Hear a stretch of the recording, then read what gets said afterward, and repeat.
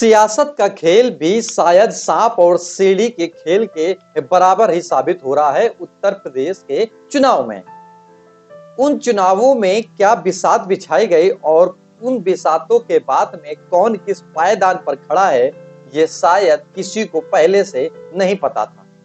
वो इसलिए नहीं पता था क्योंकि शायद जब आप बचपन में खेल खेलते होंगे तो देखते होंगे कि सीढ़ी पर चढ़कर कैसे व्यक्ति आगे बढ़ता है, लेकिन आगे बैठा सांप कैसे डस लेता है और वो तुरंत नीचे आ जाता है। शायद उत्तर प्रदेश में यही चल रहा है। नमस्कार, मैं मौजूद हूं दुर्गेश मिश्रा एक नए मुद्दे के साथ में। वीडियो में बता दे सबसे पहले कि 3 बातें हैं। पहली बात यह कि बीजेपी के ट्विटर हैंडल अकाउंट से एक ऐसी फोटो पोस्ट की गई कि जिसके बाद शायद बीजेपी उस फोटो में फंसती दिखाई दे रही है। हालांकि ये फोटो आपको कहीं नहीं दिखाई दी होगी, लेकिन इस नए मुद्दे की टीम के द्वारा दिखाई गई फोटो जरूर आपको समझ में आएगी। दूसरी बात यह कि बीएसपी पार्टी में रहे सतीश चंद्र मिश्रा वो शायद लुप्त हो चुके थे, लेकिन अब वो कैसे जागे हैं और उन्होंने बीजेपी और सपा को कैसे जोड़ दिया, क्या जिक्र किया, इस बात का भी इस वीडियो में जिक्र है। तीसरी बात, अगर चुनाव से हटकर अगर हम जाएं तो शायद एक बड़ी बात कर ली जाए मुंबई से। तो मुंबई में पलक तिवारी कौन है, ये किसके साथ देखी गई और ये किसकी बेटी हैं और लोगों ने क्या जवाब मांगे। इस वीडियो को अंत तक देखिए और सिलसिलेवार तरीके से समझने की कोशिश कीजिए। तो जैसा मैंने पहले बताया कि फोटो बीजेपी के ट्विटर हैंडल अकाउंट से, ये फोटो देखिए आप। बीजेपी उत्तर प्रदेश जो कि ट्विटर हैंडल अकाउंट है, जो परिवार का नहीं हुआ वो प्रदेश का क्या होगा। फोटो में 4 लोग हैं, 4 लोगों की अपनी अपनी बातें हैं। पहले मुलायम सिंह, दूसरे शिवपाल यादव और तीसरे अपर्णा यादव या अपर्णा बिष्ट कह सकते हैं, लेकिन और चौथे मुलायम सिंह यादव के समधी हैं। इस फोटो में क्या क्या लिखा है समझिए।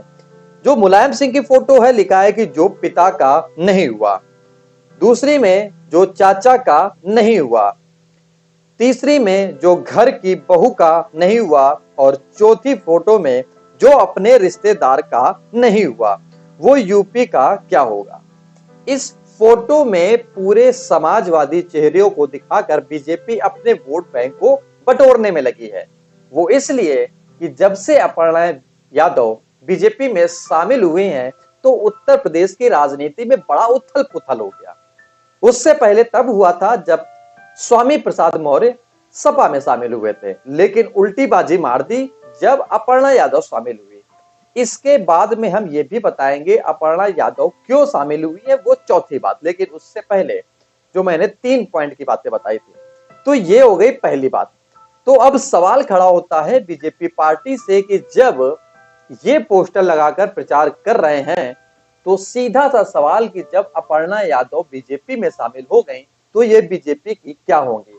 अगर इसका सवाल हो तो इसमें कमेंट बॉक्स में लिखिए, और आप अगर वीडियो देख रहे हैं तो आप भी अपनी राय दे सकते हैं, क्योंकि ये पोस्टर बीजेपी ने ही पोस्ट किया है, बीजेपी के ट्विटर हैंडल अकाउंट से। दूसरी बात, सतीश चंद्र मिश्रा। सतीश चंद्र मिश्रा ने तो सीधे और सीधे सपा और बीजेपी को ही जोड़ दिया। कैसे जोड़ दिया? उन्होंने बता दिया कि ये दोनों एक ही हैं।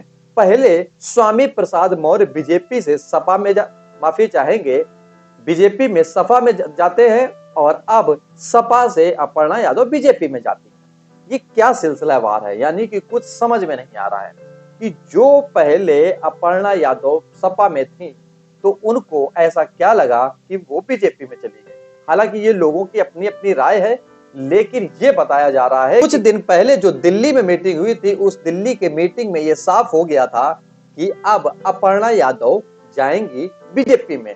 लेकिन बीजेपी में जाने के बाद में जो फोटो, ये फोटो भी देख लीजिए, मुलायम सिंह यादव के पैर छुए और इस साथ में रसगुल्ला रखा हुआ है। हालांकि मुलायम सिंह यादव पैर को छूते हुए भी दिखाई दे रहे हैं कि वो अपने पैर को मना नहीं कर रहे हैं, लेकिन उसके साथ साथ ये संस्कारवादी वाली चीजें जब बीजेपी के सामने या सपा के सामने आ रही हैं, तो एक तरफ लग रहा है कि जो किसी भी कोने में सपा में अपर्णा यादव नहीं दिखाई दे रही थी, वो अब बीजेपी में जाकर किसी बड़े ओहदे पर दिखाई देंगे। ये भी एक राजनीति की बड़ी बेसात बिछाई जाती है। तो जैसा मैंने पहले बताया कि सांप और सीढ़ी का खेल है, कौन किस पायदान पर नीचे होगा, कौन किस पायदान पर ऊपर होगा, ये तो वक्त की बातें हैं। लेकिन सतीश चंद्र मिश्रा ने जो बताया उसमें भी कहीं ना कहीं गणित लग रहा है। उन्होंने ये तक कहा कि जो संघमित्रा मौर्य यानी कि स्वामी प्रसाद मौर्य की बेटी हैं, वो अभी बीजेपी में, उनके पिता सपा में हैं। हालांकि अब उत्तर प्रदेश की राजनीति में बड़ा ऐसे चीजें देखी जा रही हैं कि बेटा या बेटी किसी दूसरे पार्टी में है और पिता किसी तीसरे पार्टी में है। लेकिन ये तो चुनाव है, कौन किस पार्टी में है ये कुछ भी समझ पाना और अंदर की बातें जान पाना शायद आम आदमी की बस की बात नहीं है, क्योंकि वो तो सिर्फ वोट ही डालेगा और उस वोट के बाद ही अपने चहेते को चुनेगा। अब इस वीडियो में तीसरी बात, पलक तिवारी जो है वो श्वेता तिवारी की बेटी है, जो महज 21 साल की है। और वहीं सैफ अली खान के पुत्र इब्राहिम अली, वो अब बांद्रा के यानी कि मुंबई के बांद्रा में रात में रेस्टोरेंट के बाहर जाते हुए दिखाई दिए। तो लोगों ने वहां पर फोटोग्राफरों ने फोटो खींची और जिसके बाद वो ट्रोल होने लगे।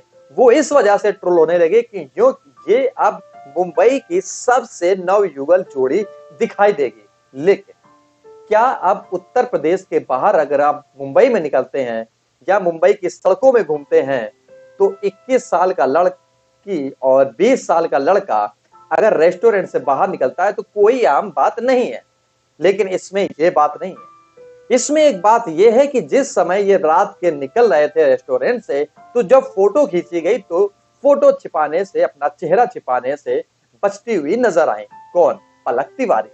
और जब ये नजर आई तो लोगों ने पूछना शुरू कर दिया कि अगर ये दोनों मित्र है तो चेहरा छिपाने की क्या जरूरत है? ये तो मुंबई नगरी है, यहाँ कुछ भी हो सकता है।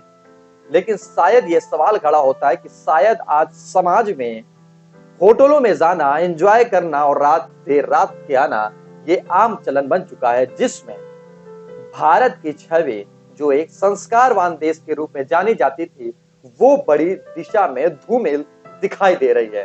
हालांकि सरकार भी इस पे कोई बड़ा एक्शन नहीं लेती है, क्योंकि ये एक लोकतांत्रिक देश है जिसमें 18 साल के बाद कोई व्यक्ति कुछ भी कर सकता है। लेकिन उसकी चोट शायद हमारे बुजुर्गों पर या शायद हमारे संस्कारों पर या शायद हमारी सभ्यता पर पड़ सकता है। वो बात इसलिए हम बोल रहे हैं क्योंकि अब विदेशी लोग भारत में आकर संस्कारों को ग्रहण करने की कोशिश करते हैं, यानी कि जो वहां पर होता है विदेशों में वो अब छोड़कर भारत की ओर रुख मिला रहे हैं। लेकिन भारत में ऐसे दृश्य सामने आते हैं कि जब एक लड़का और लड़की अगर रात में निकल कर आते हैं तो समझ सकते हैं कि आप क्या स्थिति रही होगी। नमस्कार, इस वीडियो में इतना ही। आपको क्या लगता है, आपकी पर्सनल राय क्या है, आप कमेंट बॉक्स में लिखकर जरूर बता सकते हैं।